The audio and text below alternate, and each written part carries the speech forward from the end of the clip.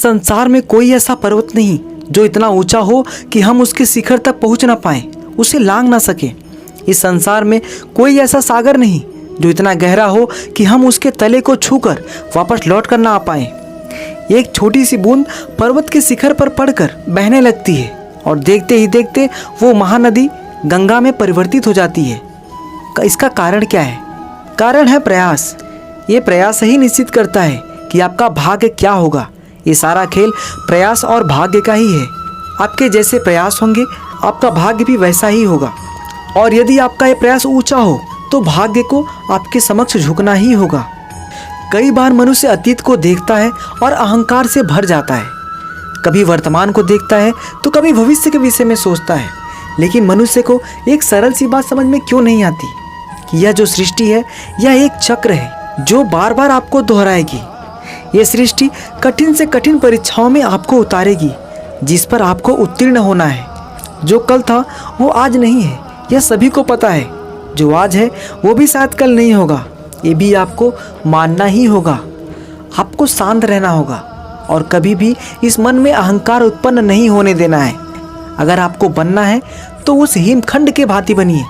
हिमखंड इसलिए इतना ठंडा रहता है क्योंकि उसे पता है कि वो कल तक जल के रूप में था और आज बर्फ के रूप में ही तो है, लेकिन कल फिर से वह पानी के रूप में आ जाएगा।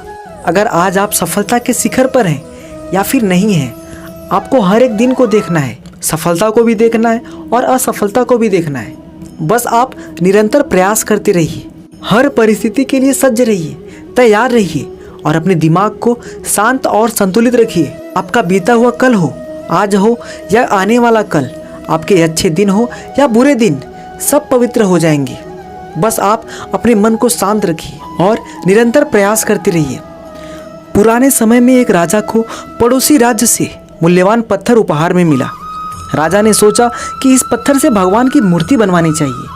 उसने मंत्री को आदेश दिया कि बड़े मूर्तिकार को 1000 स्वर्ण मुद्राएं देकर इस पत्थर को बहुत ही सुंदर मूर्ति बनवाई जाए। मंत्री ने काफ़ी खोज करने के बाद एक अच्छे मूर्तिकार को एक काम सौंप दिया। मूर्तिकार खुश था कि उसे बहुत सारा धन मिलेगा। उसने मूर्ति बनाने के लिए पत्थर को तोड़ने की प्रक्रिया शुरू कर दी। मूर्तिकार बार बार हथौड़े से वार करता रहा, लेकिन पत्थर बहुत मजबूत था, वह टूट ही नहीं रहा था। सुबह से शाम हो गई, लेकिन मूर्तिकार को पत्थर तोड़ने में सफलता नहीं मिल पाई। वह थक गया और सोचने लगा, इस पत्थर को तोड़ना संभव नहीं है। इसलिए उसने मंत्री से कहा कि ये काम मेरे बस का नहीं है। अगले दिन मंत्री ने दूसरा मूर्तिकार खोजा। जब दूसरे मूर्तिकार ने पत्थर पर हथौड़ा मारा तो वह टूट गया। ये देखकर मंत्री हैरान था। उसने सोचा कि कल उस मूर्तिकार ने दिन भर पत्थर पर वार किए, इससे कि ये कमजोर हो गया था। अगर वह एक बार और प्रयास करता तो ये टूट जाता और उसे उसकी मेहनत का फल जरूर मिलता, लेकिन वह बीच में ही हिम्मत हार गया। दोस्तों, इस कहानी से हमें यह सीख मिलती है कि हमें कभी भी प्रयास करने से पीछे नहीं हटना चाहिए। बार बार कोशिश करने के बाद भी सफलता न मिले तो भी हमें प्रयास करते ही रहना चाहिए। हो सकता है कि अंतिम प्रयास में सफलता मिल जाए। कभी कभी चाबी के गुच्छे की अंतिम चाबी से भी ताला खुल जाता है।